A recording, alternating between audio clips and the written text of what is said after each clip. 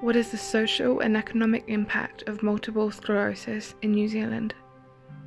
In 2021, with the help of our supporters, we commissioned the New Zealand Institute of Economic Research to answer this question. At the time, there was no up-to-date research on the economic toll that a diagnosis of multiple sclerosis takes on individuals, families, and communities in New Zealand, leaving government agencies to make funding decisions based on insufficient information. To remedy this, we launched the Economic Burden Report to show the cost of MS and provide the real-life data we needed to advocate for more resources and better treatment in New Zealand. At the time of the report, there were 4,130 New Zealanders diagnosed with multiple sclerosis, but there are many with symptoms that have yet to be diagnosed.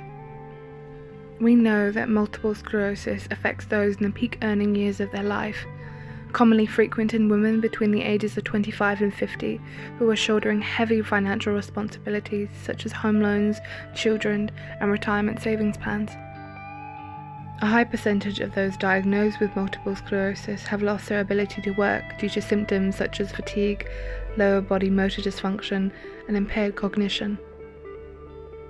In 2021, the combination of the loss of earnings from New Zealanders who are no longer able to work, the care costs, and the health system costs for treatment of symptoms has cost New Zealand an estimated $240 million. The current medicine funding allocated to multiple sclerosis is simply not enough. The well-being of individuals with MS, their families, friends and carers are also being heavily damaged by the lack of access to medicine. There desperately needs to be a focus on the cost and benefits of new MS-related treatment interventions. Slowing down the symptom progression of MS through medicine will allow these New Zealanders to live more independently, such as remaining in employment for longer.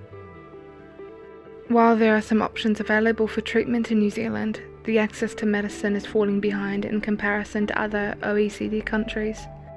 The report not only showed us the importance of preventative care for preserving long-term brain health and reducing the likelihood of premature progression or disability in New Zealanders with MS, but how this action could save our health system millions of dollars per year and also contribute millions back to the economy through an individual's income earnings.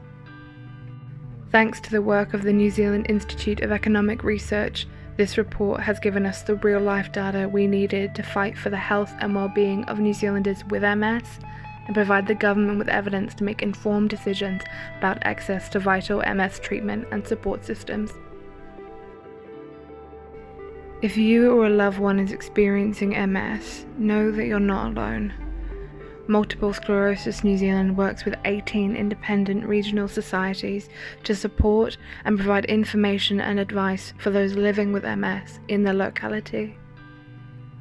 As a non-profit organisation that must fundraise 90% of our annual income, we deeply appreciate any support you could offer.